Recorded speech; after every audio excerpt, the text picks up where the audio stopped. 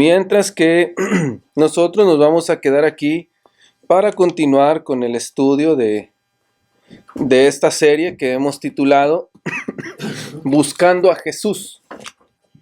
Y hoy vamos a abrir nuestras Biblias allá en 2 de Pedro, en capítulo 3, versículos del 8 al 15. Segunda carta de Pedro, en el capítulo 3, versículos del 8 al 15. Voy a darles contexto mientras ustedes lo encuentran leyendo los versos primeros. Dice: Amados, esta es la segunda carta que os escribo, y en ambas despierto con exhortación vuestro limpio entendimiento, para que tengáis memoria de las palabras que antes han sido dichas por los santos profetas, y del mandamiento del Señor y Salvador dado por vuestros apóstoles. Sabiendo primero esto, que en los postreros días vendrán burladores, andando según sus propias concupiscencias y diciendo: ¿dónde está la promesa del advenimiento? Porque desde el día en el que los padres durmieron, todas las cosas permanecen así, como desde el principio de la creación. Estos ignoran voluntariamente que en el tiempo antiguo fueron hechos por la palabra de Dios los cielos y también la tierra, que proviene del agua y por el agua subsiste, por lo cual el mundo de entonces pereció anegado de agua. Pero los cielos y la tierra que existen ahora estarán reservados por la misma palabra, guardados para el fuego en el día del juicio y de la perdición de los hombres impíos. Mas, oh amados, no ignoréis esto, que para con el Señor un día es como 1000 años y 1000 años como un día.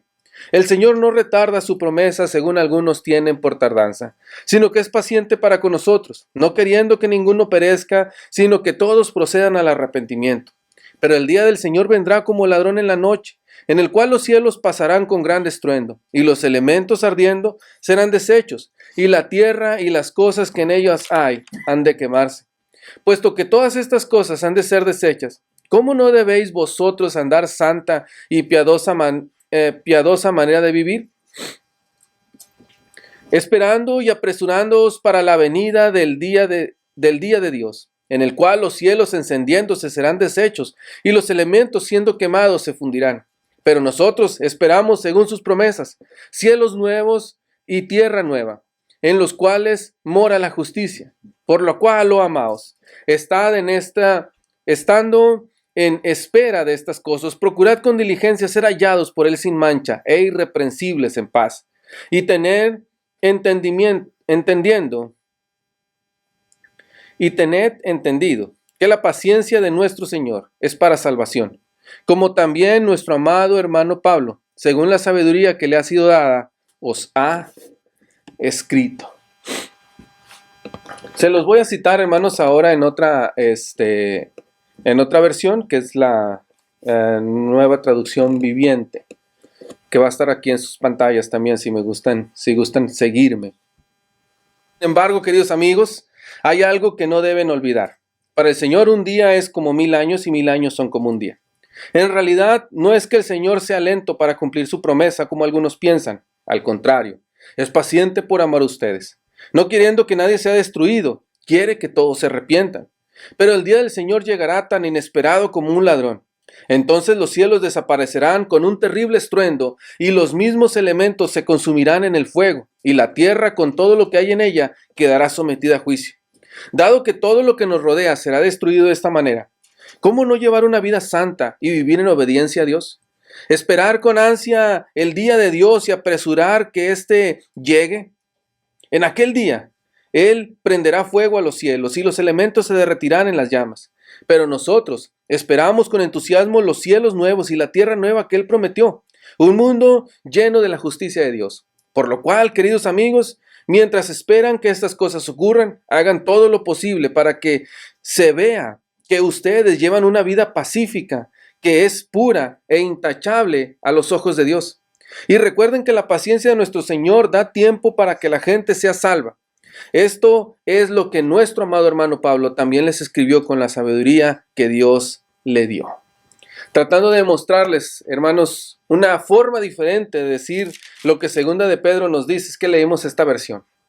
El propósito de este sermón, hermanos, es esperar a que Jesús regrese, pero haciéndolo en los tiempos de Dios y viviendo con integridad.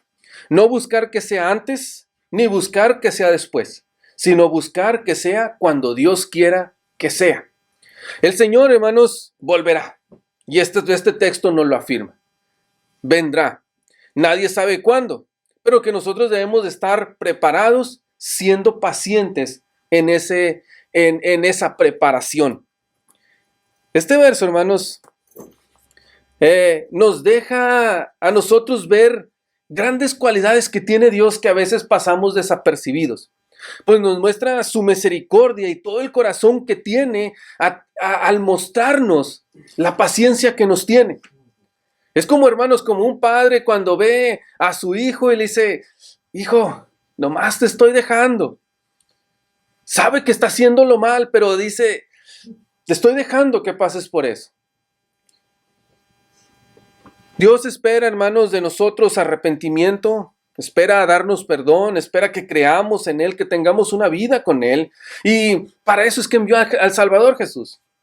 Para eso es, hermanos, que Dios está atento a que nosotros tengamos el tiempo suficiente. Porque tal vez si hubiera venido, no sé, si usted tiene 5 años de bautizado, 10, 15, 20. Si hubiera venido hace 20 años, antes de que usted fuera bautizado, usted no hubiera alcanzado de esa misma salvación. Es paciente, esperando que más personas se puedan seguir acercando a Él. Cristo vendrá otra vez.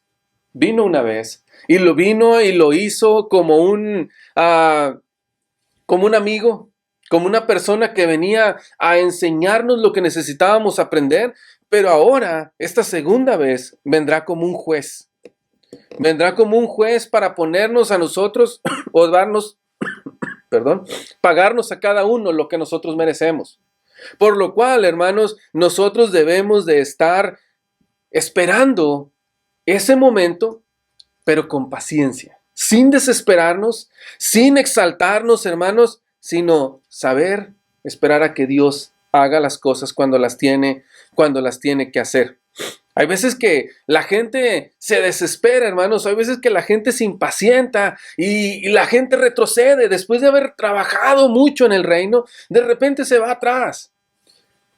Hay gente, hermanos, que, como dicen estos versos, lo toman como cierta broma o como burla y dicen, han pasado 2000 años y nunca ha venido. Y a veces a la gente de la iglesia los hace pensar, los hace preguntarse si irá a venir. Ya se tardó. ¿Por qué no llega de una buena vez ya para que todo esto acabe? Y en ese pensamiento, en esa duda, los hace tropezar. Esta carta que Pedro está escribiendo, hermanos, es para enseñarles o para empujar a la gente, a animar a la gente a poder mantenerse firme, a poderse mantener animada hasta este acontecimiento que va a suceder. Por eso el capítulo 3 comienza diciendo, esta es la segunda carta que les escribo. Les escribo para recordarles, para hacerle un énfasis en que la segunda venida es real, en que Jesús volverá y que las profecías que se han hablado de Él son ciertas. Eso nos hace ver, hermanos, que la gente en aquellos días, antes del año 100, 70 años, vamos a pensar, entre que Jesús se fue y el año 100, ya se estaban preguntando, ¿sí irá a venir? Es una pregunta que ha existido desde entonces, desde el principio, y es una pregunta que el Señor, que nuestro Dios, a través del escritor, a través de Pedro, nos dejó a nosotros la enseñanza, para que cuando esa pregunta llegue, nosotros sepamos cómo poder responderla o de dónde tomar ánimos para poder vivir. Para que nosotros, hermanos, tengamos memoria de que la pregunta siempre ha existido. No es una pregunta nueva para ti, es una pregunta que siempre ha existido, pero que Dios ya dejó allí la respuesta. Solamente tienes que recurrir ahí. Esas palabras ya han sido dichas desde antes, ya la habían dicho también otros de los apóstoles, otros de los escritores, pero una vez más te lo recuerda, por si se te había olvidado, el Señor volverá. Él vendrá y necesitamos darnos cuenta que es así. ¿Es una profecía o es una enseñanza básica? una enseñanza necesaria, pero una enseñanza que solemos olvidar como persona. Les ha dicho en algún otro momento que cuando invitamos a alguien a que se bautice, le decimos arrepiéntete, porque tal vez esta es tu última oportunidad. Pero pocas veces volteamos a vernos a nosotros y decir, yo estoy viviendo una vida verdaderamente cristiana. Tal vez hoy es mi última oportunidad. Tal vez hoy es el último momento que yo tengo para poder demostrar que yo soy un cristiano real. Solemos aplicarlo hacia los demás, pero no solemos verlo hacia nosotros. Y esto es lo que Pedro está tratando de que ellos puedan pensar, puedan animarse a saber que tienen que mantenerse firme día tras día, persecución tras persecución, dificultad y momento feliz, uno tras otro, sabiendo que puede pasar hoy, que puede pasar mañana, que puede pasar en cualquier momento. Pedro nos incita a través de toda esta carta, pero en el último de los versos, en el verso 18, con el que concluye sus dos cartas, nos dice, antes bien, creced en la gracia. Creced en la gracia y en el conocimiento de nuestro Señor y Salvador Jesucristo. Él sea la gloria, ahora y hasta el día de la eternidad. Amén. Porque al final del día, hermanos, este debe de ser nuestro mayor deseo. El de poder estar creciendo en esa relación con Dios. En el poder estar desarrollando, hermanos, nuestra forma de llevar nuestro cristianismo. Crecer en la gracia y crecer en el conocimiento es, hermanos, estar con un constante deseo de estudiar su palabra y de encontrar la forma de cómo poder aplicar su palabra en mi vida. Crecer en la gracia, hermanos, implica parte de lo mismo. El poder, hermanos, vivir en una vida de obediencia, aceptando o confiando en las promesas que Dios nos ha dado, aferrándonos a ellas para poder vivir piadosamente. Lo que Pedro concluye diciéndonos, hermanos, es esa necesidad que tenemos como individuos, como familias, como iglesias, de estar en una relación cercana a Dios. No nada más, dirá la iglesia, de tener una relación, no nada más de ser compañeros, de vernos los domingos, sino de ser una familia, de ser un cuerpo en Cristo. De estarnos desarrollando, hermanos, de tal forma que cada día nos parezcamos más y más. Desde el principio, hermanos, Pedro desafía a la iglesia a esta necesidad que tiene. En el 1:10 le dice, estad firmes en vuestra vocación, en vuestra elección. Estén firmes en lo que ustedes han elegido ser, en lo que ustedes han decidido ser y para lo que ustedes están hechos. Él comienza diciendo, antes bien, ustedes deben de añadir a vuestra fe virtud, y a la virtud conocimiento, y al conocimiento dominio propio, al dominio propio paciencia, a la paciencia piedad. Y toda esta lista de cosas que dice, y dice, estad firmes, concluyendo esto. Porque teniendo todas estas cosas no los dejarán estar ociosos ni sin fruto. Todas estas cosas, hermanos, son las que Pedro sabía que la iglesia necesitaba. Porque por eso hay gente que tuerce las escrituras, porque no estamos creciendo en el conocimiento, no estamos creciendo en la gracia, no estamos añadiendo los ingredientes necesarios para convertirnos en un cristiano verdadero. Pedro nos incita a que si tuviéramos en cuenta que hoy tendríamos este encuentro, tendríamos una forma diferente de hacer cada una de las cosas. Si tuviéramos en cuenta que ese encuentro será real, es decir, que la segunda venida de nuestro Señor es real y puede suceder en cualquier momento, hoy vendríamos listos para irnos. Mañana estaríamos listos para irnos. En cualquier momento pudiéramos irnos de inmediato. Pero casi nunca lo estamos. ¿Cómo puedo buscar a Jesús, pero siendo paciente? Recordando lo que dice el verso 8. Mas, oh amados, no ignoréis esto, que para con el Señor un día es como 1000 años y 1000 años es como un día. El Señor no retarda su promesa. Hermanos, Dios no es lento. Simplemente que para Dios no hay prisa. ¿Sí? Para Dios no hay prisa. Dios, hermanos, va llevando todo en el orden y le va tomando el tiempo adecuado para hacer cada una de las cosas. Este verso muchas veces es tomado para decir que literalmente para Dios un día son como 1000 años y 1000 años son como un día. En este verso, Pedro no está intentando decir eso. No que Dios, hermanos, distingue entre un día o entre 1000 años, sino que puede pasar un día o pueden pasar 1000 años y su propósito y sus promesas siguen siendo las mismas, siguen siendo firmes. Que hay certeza de que lo que Dios dice va a pasar. No es como que se le olvidó lo que Él prometió, la cosa que Él prometió y pasados muchos días ya no lo va a recordar. Dios va a cumplir su promesa, aunque Él haya dicho ahora y pasen 100 años, 200 años o pase bien 1000 años.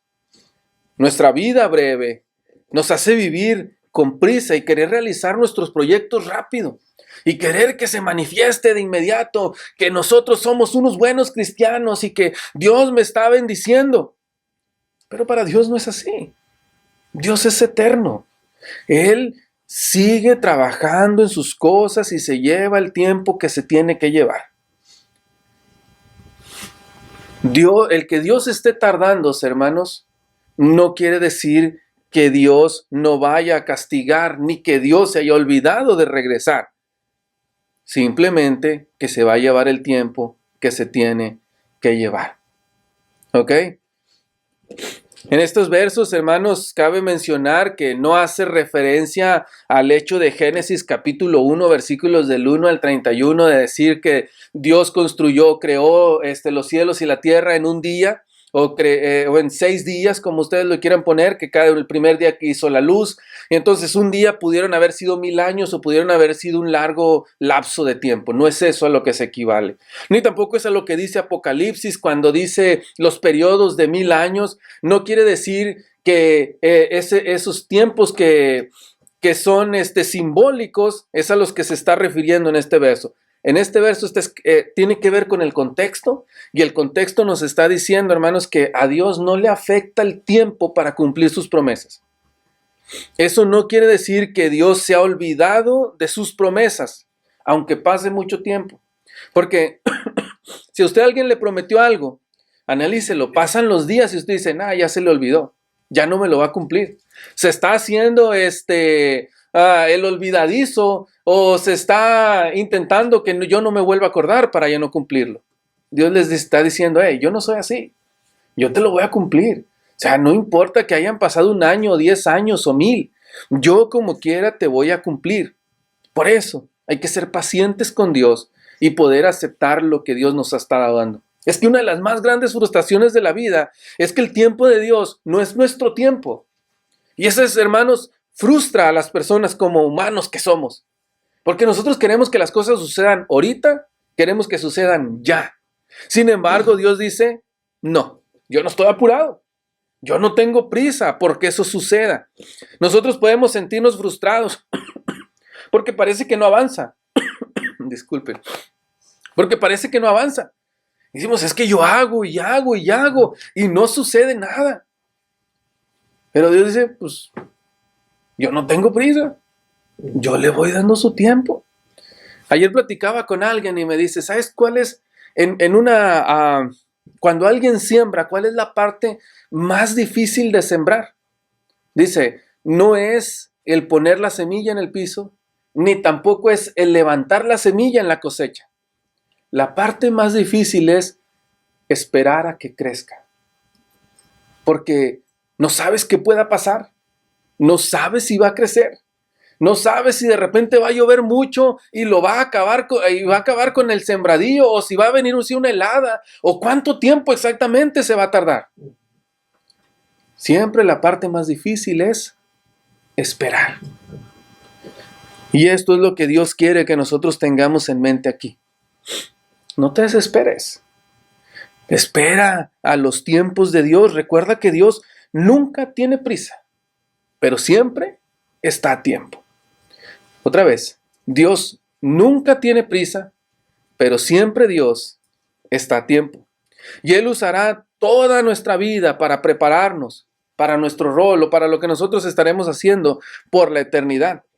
Y analícelo. La Biblia está llena de ejemplos de que Dios toma tiempo en hacer sus cosas. ¿Recuerdan ustedes a Moisés? Siempre recordamos a Moisés, ¿no? Cuando allá en Éxodo fue y liberó al pueblo. Pero ¿cuánto tiempo se tardó Moisés en ser preparado para poder llegar a liberar al pueblo? ¿80 años? ¿40 años estando en Egipto y 40 años estando cuidando las chivas? Para que después de esos 80 años, viniera a liberar al pueblo. ¿Cuánto tiempo tardó el pueblo en recorrer ese camino que no debía de llevarse tanto? 40 años más en el desierto. Si nosotros pensamos en Noé, ¿cuántos años se tardó Dios en cumplirle la promesa a Noé de que destruiría todo con agua? 100 años. Fíjense en eso. Años es lo que le lleva a Dios a hacer las cosas, pero no porque sea olvidadizo, sino porque simplemente Dios se toma el tiempo que se tiene que tomar.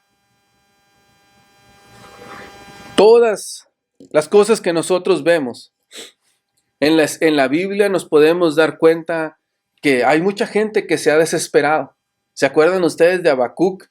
Habacuc decía, ¿hasta cuándo, Señor? ¿Hasta cuándo nos vas a ayudar? ¿Hasta cuándo nos vas a seguir en esta situación en la que nosotros nos encontramos? O mismo el pueblo de Israel. 400 años, hermanos, se tardó en que los sacara de esa esclavitud. Porque, hermanos, Dios lleva las cosas con calma y es un principio que debemos de nosotros aprender a entender. Habacuc capítulo 2, versículo 3 dice, tardará un poco en cumplirse, pero tú no te desesperes. Aún no ha llegado la hora de que todo esto se cumpla, pero puedo asegurarte que se cumplirá sin falta. Habacuc capítulo 2, versículo 3 es la traducción al lenguaje actual, la que les estoy leyendo. Tardará un poco en cumplirse, pero tú no te desesperes. Aún no ha llegado la hora en que todo esto se cumpla, pero puedo asegurarte que se cumplirá sin falta. Aprendamos, hermanos, a entender esta situación. Vivamos, hermanos, entendiendo sin desesperación que Dios sigue trabajando, aunque nosotros no podamos verlo. Vivimos en un mundo que anda deprisa, hermanos, y parece que todo lo necesitamos a la voz de ya. De hecho, ¿cuántos de nosotros no quisiéramos que todo se pudiera hacer como en un microondas? Que simplemente metes algo allí, le pones 5 minutos y ya está listo. Para no andar perdiendo tiempo en hacer tantas cosas, porque necesitamos las cosas casi siempre a la de ya. Pero Dios nos dice, despacio, cálmate. No te desesperes. ¿Saben que la mayor parte de la gente comete más errores cuando anda deprisa que cuando se toma el tiempo? Porque en las prisas ya no sabes ni qué. Acuérdese usted, cuando sale rápido de la iglesia, de su casa para ir a la iglesia y que ya se le hizo tarde y el último, se me olvidó lo de la ofrenda, o no me traje la Biblia, o no me puse los zapatos equivocados, uno era una chancla, el otro era una bota, no sé, porque con las prisas no nos damos cuenta ni de lo que estamos haciendo, o no lo hacemos como deberíamos de hacerlo. Dios nos enseña eso. Dicen, no estoy lento, simplemente que la cosa no es tan rápido. La prisa no siempre es buena. La prisa a veces es más perjudicial que buena. Hay momentos en que la prisa es buena. Hay momentos en que hay que hacer las cosas rápido, hay que ser diligentes, pero la mayor parte de los momentos, la prisa causa demasiadas precipitaciones que nos hacen mal. Dios nos enseña a obrar con calma y dejar que Dios haga el resto. Dios nos enseña, hermanos, a que a través de esto nosotros sigamos firmes. Acuérdense que Él va a concluir con el punto donde Él dice, lo voy a cumplir. Él dice, no soy lento. Él dice, soy paciente con amor, pero dice al final, lo voy a hacer. Entonces, en la primera parte de no soy lento, nos enseña o nos incita a decir, llévate las cosas despacio. Va a pasar lo que tiene que pasar. No hay, al final del día, hermanos, Dios va a hacer lo que le plazca. Y nosotros ni vamos a poder agregar algo, ni vamos a poder quitar nada. Lo único que nos queda, hermanos, es simplemente reconocerlo como el que tiene la capacidad de hacer todo y vivir nuestra vida sabiendo esperar en Él. Dios dice, no soy lento, simplemente soy paciente por amor a ti. Dice el verso 8, el Señor no retarda su promesa según la tienen por tardanza, sino que es paciente para con nosotros, no queriendo que ninguno perezca, sino que todos procedan al arrepentimiento. En la versión que les leí al principio, dice, al contrario, Él es paciente por amor a ustedes. Por eso ese es el número 2. Es paciente por amor. Dios no es lento, es paciente por amor. Dios no lleva prisa, como lo vimos en el punto anterior. Pero Él espera que la gente cambie. Si ustedes se fijan, el mundo está dirigiéndose a un punto de perversidad inmenso. Y a veces parece que no tiene límite. Cuando creemos que ya hicieron cosas muy malas, hacen cosas peores. ¿Por qué simplemente Dios no acaba con todo de una vez? ¿Por qué simplemente Dios no destruye a todos los malos? ¿Por qué simplemente no dices, es que ya vamos a recoger a la iglesia y que todo termine ya? Porque Él quiere mostrar su gracia. Él no es lento para cumplir su promesa, como algunos piensan. Al contrario, es paciente por amor a todos los perdidos y por amor a nosotros mismos. Porque no quiere que nosotros seamos destruidos, sino quiere que nosotros nos arrepintamos. Dios soporta todo el dolor y todos los insultos, esperando que un día comprendas que lo has estado insultando. Fíjense en eso. Nosotros creemos que es una debilidad al decir, pues si Dios es tan poderoso, ¿por qué no simplemente ya acaba con todo? Pero en vez de ser una debilidad, es una de sus mayores virtudes. Dios puede acabar con todo, si Él quisiera. En un instante simplemente truena los dedos y todo se fue. ¿Pero qué dice Dios? Voy a aguantarte una más. Espero que lo puedas entender. Te doy una oportunidad más.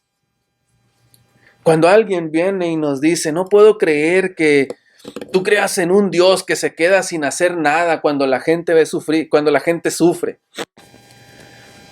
Ese no es el Dios que nosotros creemos, porque nuestro Dios no deja pasar el hecho de que un inocente esté sufriendo por manos de un violento. El detalle es que nuestro Dios es tan amoroso que está esperando a ver si puedes captarla, a ver si puedes darte cuenta lo malo que has estado y cambias tu vida. A Dios, claro que le lastima que sus hijos sufran. Claro que le duele que las cosas no estén bien. Pero está teniendo paciencia. ¿Él puede detener la maldad? Claro que sí. Un día habrá un ajuste de cuentas y un día va a juzgar a todos y un día los malos van a pagar. Porque es lo que Dios ha dicho. Un día los malos van a pagar, pero ahorita te está dando la oportunidad de que te arrepientas de cómo has vivido.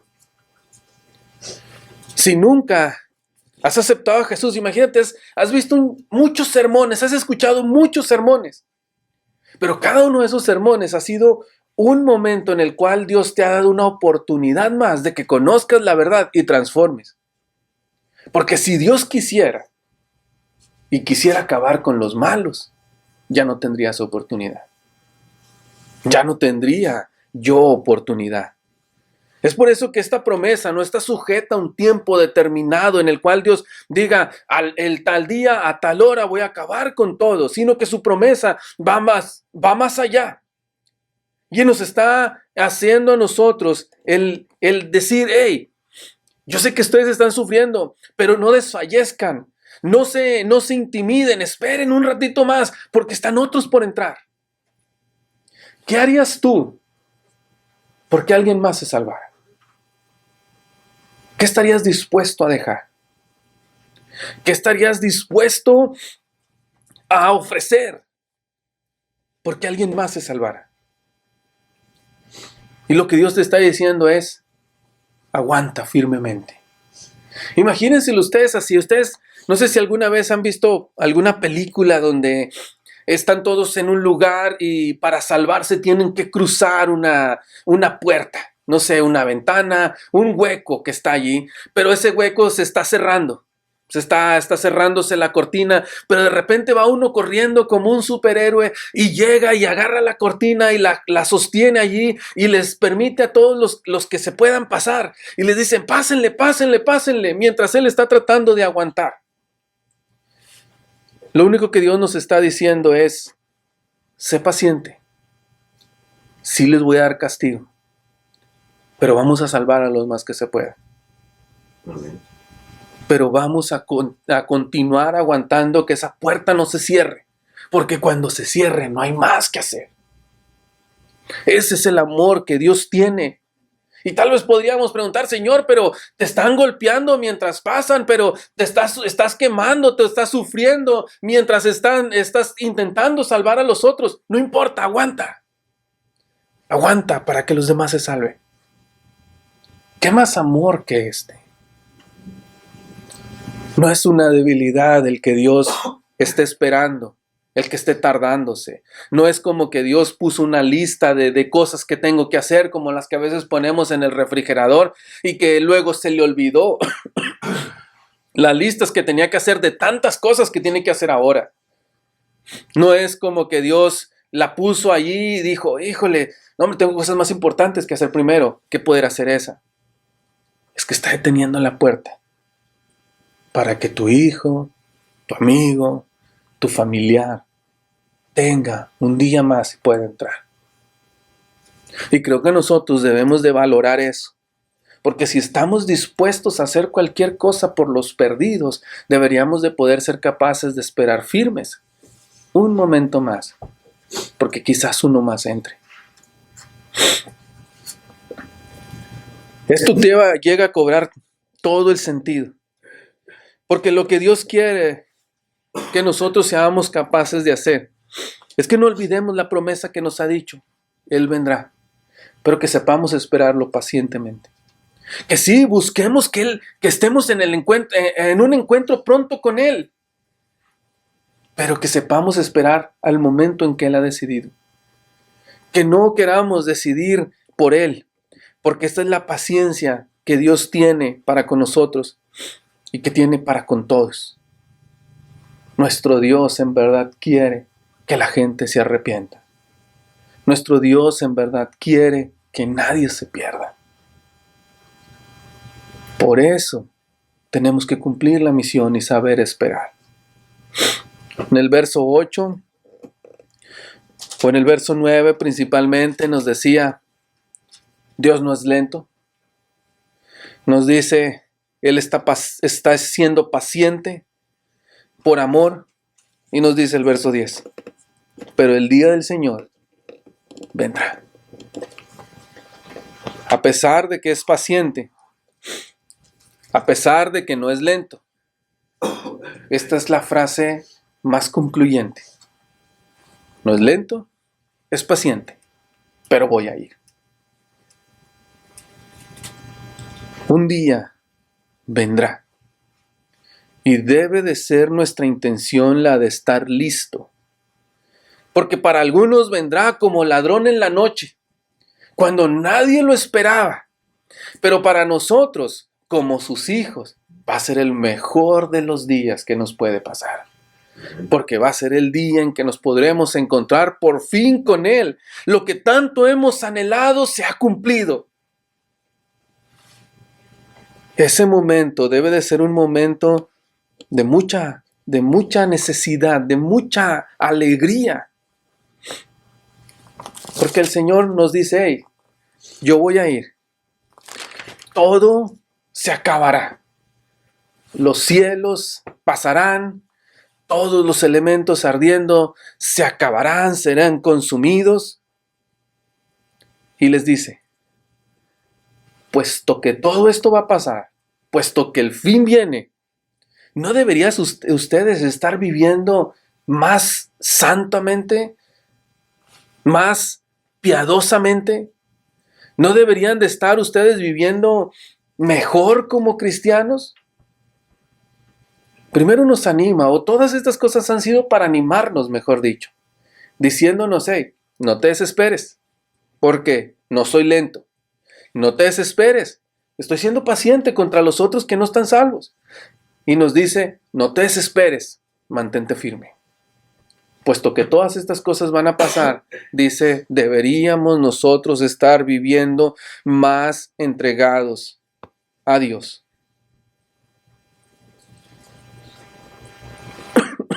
¿Cómo estamos viviendo hoy?